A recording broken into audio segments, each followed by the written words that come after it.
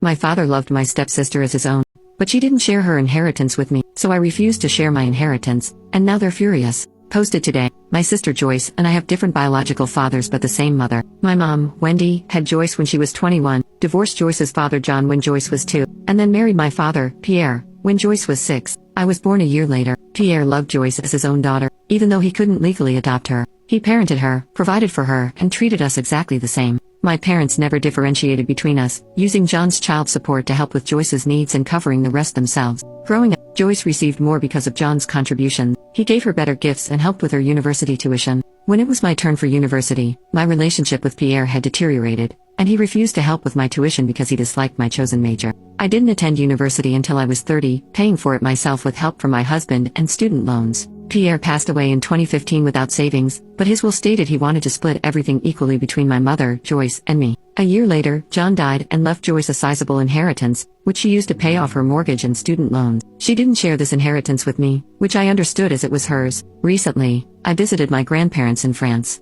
They informed me that according to French law, I would inherit my father's portion of their estate when they passed, as I'm Pierre's only blood relative. They asked if Joyce had shared John's inheritance with me, and when I said no, they suggested I shouldn't feel obligated to share mine with her. When I returned home, I overheard my sister and mother discussing plans for my grandparents' inheritance, including buying a second home. Knowing they couldn't afford this without the inheritance, I explained the situation to prevent them from spending money they didn't have. I told them about the French law and that I wasn't planning to share the inheritance, as I wanted to buy our first home and pay off my student loans. They became angry, accusing me of selfishness and saying it was the most hurtful thing I've ever done. They argued that Pierre would have wanted the inheritance split equally, but I reminded them that this was my grandparents' decision, not Pierre's. I don't believe I'm doing anything wrong by keeping something that's legally mine.